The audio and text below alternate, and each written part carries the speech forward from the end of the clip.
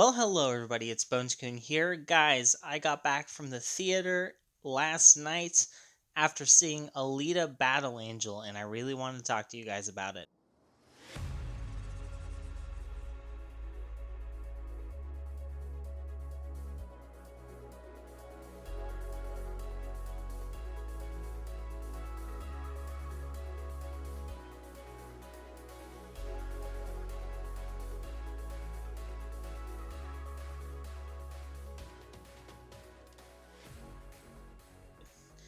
Now, Alita Battle Angel is a movie that came out of nowhere to me. I'm sure that there are people that knew it was coming because they've experienced the graphic novel and have a good amount of knowledge about it, but I am a person who came into this movie seeing nothing but a couple of the trailers. So bear that in mind when I get to my review. First, I want to talk about the visuals. The CGI was fantastic. Overall, the movie looked really good.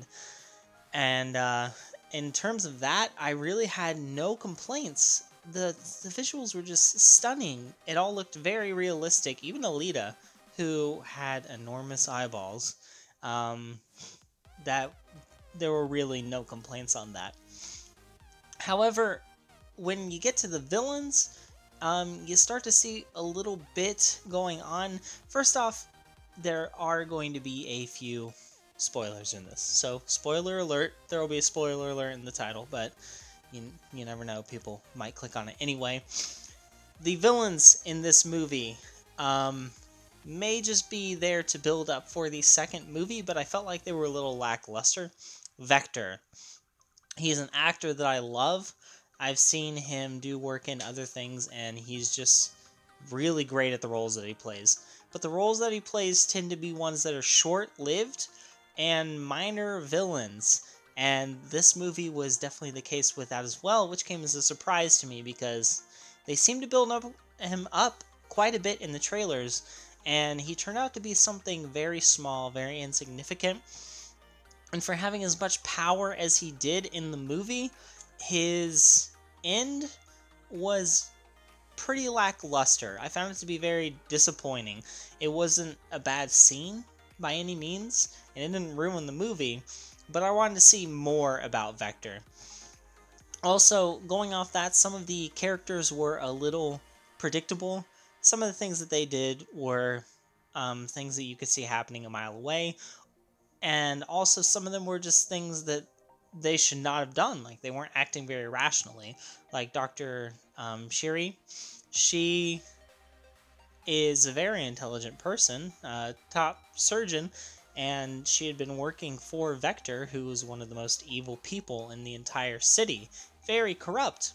But she did such a silly thing by going and telling him, hey, I quit, I'm out, and then expecting to walk out the front door. That was a very silly move. And then the love interest in the movie,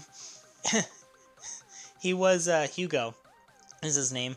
He was someone that you see him in the first scene and you instantly see he's going to be a bad guy or he is going to die. There are no other options. And so the predictability of that was also a little off-putting. But aside from that, I really had no complaints. It seems like they had a lot of faith in making a sequel in this movie. I really feel like they went all or nothing. They even said the phrase all or nothing in the movie. But I feel like it's something that they wholeheartedly believe is going to get a sequel. They built it up to become a sequel. And in addition to that, they got a lot of people that you may not have noticed, like Michelle Rodriguez. She only shows up in a few of the flashback scenes, and they're just for little brief moments. But Michelle Rodriguez is an actress with a crazy long list of credentials. You can't even count the amount of Fast and Furious movies that she's been on in one hand. 7? I think she's been in 7. But in any case, her credentials speak for themselves.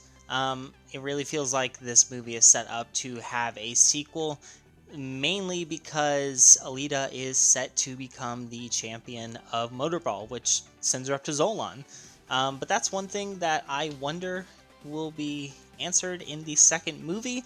I guess I could look at the extended lore. However, I really don't see how the champion of a sport gets sent up to the pinnacle of society. It doesn't really seem like Zolan is a place that really thinks that sports are the greatest things in the world, but I could be wrong. It seems like an underworld type thing, something with criminal organizations, but in any case, that thing is, that's just something that I really wonder about. And another thing too is the fact that Alita she straight up did criminal activity. She should be wanted on several counts. For one, Vector was never proven to be a criminal of any kind. He definitely was, but the man was never caught. He was acting under Nova's authority, and Nova is powerful enough to keep everyone out of the system that he doesn't want to be in it, like Kruska. So, one thing that I wonder about that is, does he want her to go up to Zoltan? Maybe he does. The only reason I can think of that is because there's no conceivable way that Alita wouldn't be wanted by the government unless Nova didn't want her to be. And so I think that Nova wants to have a face-off with Alita up in Zolan for whatever reason. Now, that is just a little theory of mine, but it's something that I hope gets answered in the second movie, because if it doesn't, that's a bit of a plot hole. But overall, I would say that this movie was pretty good. I really had a good time seeing it. The visuals were spectacular. The acting was very good on everyone's part, even the little roles. I liked everyone in the movie. I think they all played their parts very well, and I think that it is definitely worth a watch. So, thumbs up. Until next video, guys. Bye.